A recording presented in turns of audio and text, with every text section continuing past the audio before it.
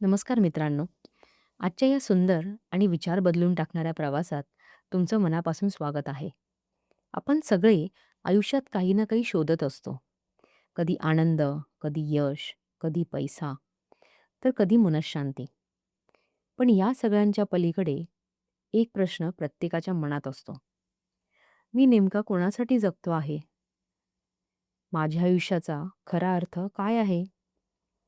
आणि याच प्रश्नाचं उत्तर जपानमधील एक सुंदर संकल्पना देते. ती म्हणजे इकिगाई. इकी म्हणजे जीवन आणि गाई म्हणजे त्या जीवनाची किंमत किंवा अर्थ.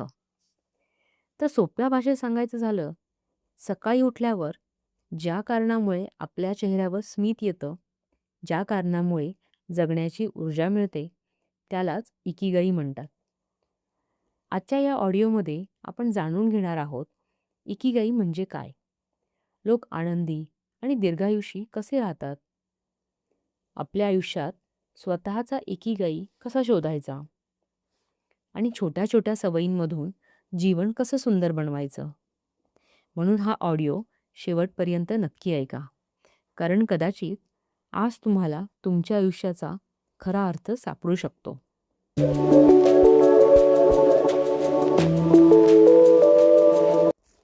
भाग 1. लोक खरंच आनंदी कसे राहतात? जपानमधील एक गाव आहे, ओकिनावा. हे गाव जगातील सर्वात जास्त दीर्घायुषी लोकांसाठी प्रसिद्ध आहे. तिथले अनेक लोक 90-100 वर्षांपेक्षा जास्त जगतात. पण विशेष गोष्ट म्हणजे ते फक्त जास्त वर्ष जगत नाहीत, तर आनंदाने, उत्साहाने आणि सक्रियपणे जगतात. आपण विचार करतो, दीर्घ आयुष्य म्हणजे फक्त चांगले खाणं किंवा औषध. पण ओकिनावामधील लोक आपल्याला वेगळंच शिकवतात. त्यांच्याकडे पैसा कमी असू शकतो, मोठे बंगले नसतील, पण त्यांच्या चेहऱ्यावर समाधान असतं. असं का? कारण त्यांना त्यांच्या जगण्याचं कारण माहीत असतं. ते रोज सकाळी एका उद्देशाने उठतात. कोणी बागकाम करतो, कोणी मित्रांसोबत वेळ घालवतो, कोणी संगीत शिकवतो, कोणी छोट्या छोट्या गोष्टींमध्ये आनंद शोधतो.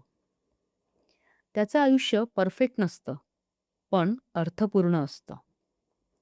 आजच्या जगात आपण सतत धावत आहोत.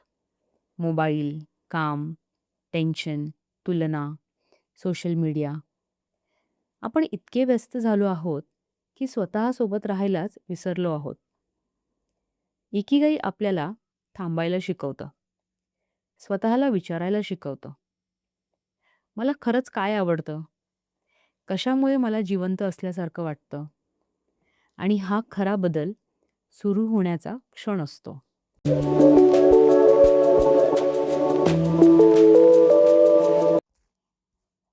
इकिगाईचे 4 महत्त्वाचे भाग आहेत. आपला इकिगाई शोधण्यासाठी 4 गोष्टी समजून घेणं खूप महत्त्वाचं आहे. पहिली गोष्ट, तुम्हाला काय आवडतं? कधी विचार केलाय? कोणती गोष्ट करताना वेळ कसा जातो हे कळत नाही. काय करताना मन शांत होतं? काही लोकांना गाणं आवडतं, काहींना स्वयंपाक, काहींना लोकांशी बोलणं, काहींना शिकवणं. दुसरी गोष्ट, तुम्ही कोणत्या गोष्टीत चांगले आहात? प्रत्येक माणसामध्ये काही ना काही खास असतं. कधी तुमचं बोलणं लोकांना प्रेरणा देत असेल, कधी तुमची कल्पनाशक्ती सुंदर असेल, कधी तुमचा संयम तुमची ताकद असेल. तिसरी गोष्ट, जगाला कशाची गरज आहे? आपल्या कौशल्याचा उपयोग जर इतरांना झाला, तर आयुष्याला वेगळाच अर्थ मिळतो. कुणाला मदत करणे, ज्ञान देणे, लोकांना प्रेरणा देणं, ही सुद्धा मोठी कामं असतात. चौथी गोष्ट, ज्यातून तुम्हाला उत्पन्न मिळू शकतं. कारण आवड आणि वास्तव यांच्यात संतुलन महत्त्वाचं असतं. जेव्हा या 4 गोष्टी एकत्र येतात, तेव्हा तयार होतं तुमचं इकिगाई. म्हणून स्वतःला वेळ द्या. कागदावर लिहा. स्वतःला समजून घ्या. कारण अनेकदा आपण इतरांचं आयुष्य जगण्यात इतके व्यस्त असतो की स्वतःचं आयुष्य विसरून जातो.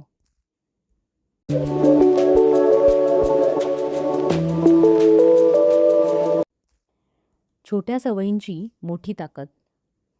इकिगाई आपल्याला एक महत्त्वाची गोष्ट शिकवतं. मोठे बदल एका दिवसात होत नाहीत. छोट्या सवयी, दररोज केलेल्या छोट्या कृती आपलं आयुष्य बदलतात.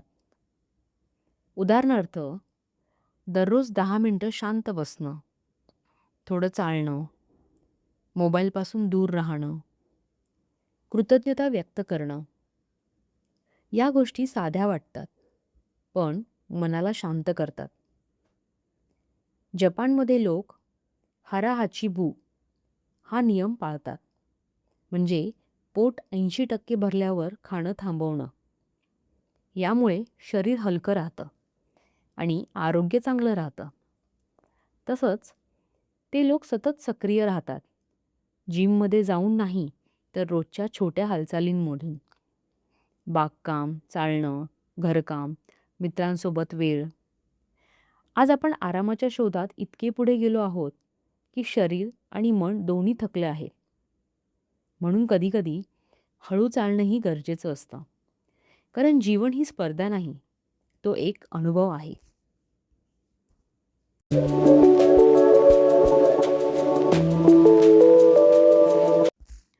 आपल्या आयुष्यातील बहुतेक दुःख 2 गोष्टींमुळे निर्माण होतं. एक भूतकाळ आणि दुसरा भविष्याची चिंता. आपण सतत विचार करत राहतो, जेव्हा असं झालं नसतं तर, उद्या काय होईल? आणि या सगळ्यात आजचा दिवस आपण जगायलाच विसरतो. इकिगाई आपल्याला वर्तमानात जगायला शिकवतात. आत्ता या क्षणी तुम्ही जिवंत आहात, श्वास घेत आहात. हेच खूप मोठं आहे.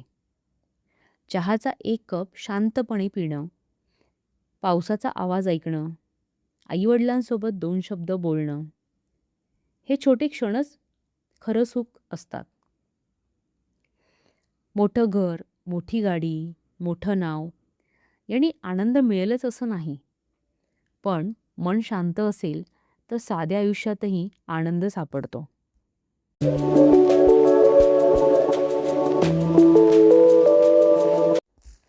आज सोशल मीडियामुळे प्रत्येकजण इतरांचं आयुष्य पाहतो.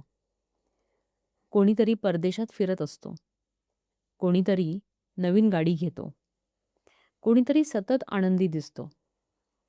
आणि मग नकळत आपण स्वतःला कमी समजू लागतो. पण एक गोष्ट लक्षात ठेवा, प्रत्येक माणसाचा प्रवास वेगळा असतो. फुलाला उमलण्यासाठी जितका वेळ लागतो, तितकाच वेळ प्रत्येकाला यशासाठी लागतो असं नाही. काही लोक लवकर यशस्वी होतात, काही उशिरा. पण याचा अर्थ असा नाही की तुम्ही मागे आहात. इकिगाई आपल्याला स्वतःवर प्रेम करायला शिकवतं. स्वतःचा प्रवास स्वीकारायला शिकवतं. कारण खरी शर्यत इतरांसोबत नसते, ती स्वतःसोबत असते.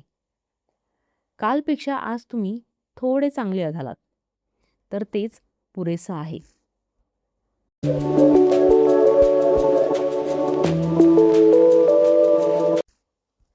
आता प्रश्न येतो, स्वतःचा इकिगाई शोधायचा कसा? सुरुवात करा स्वतःला प्रश्न विचारून. कोणती गोष्ट मला आनंद देते? मी कोणत्या कामात हरवून जातो? लोक माझ्याकडे कोणत्या मदतीसाठी येतात? मी कोणत्या गोष्टीमुळे सकाळी उत्साहाने उठतो? तुमच्या बालपणाचा विचार करा. लहानपणी काय करायला आवडायचं तुम्हाला? अनेकदा आपला खरा स्वभाव तिथेच लपलेला असतो. नवीन गोष्टी शिका, लोकांना भेटा, भीतीवर मात करा आणि सर्वात महत्त्वाचं, घाई करू नका.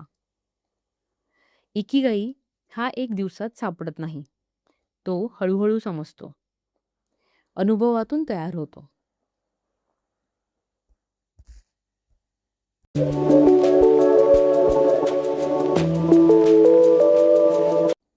मित्रांनो, जीवनाचं सौंदर्य परफेक्शनमध्ये नसतं.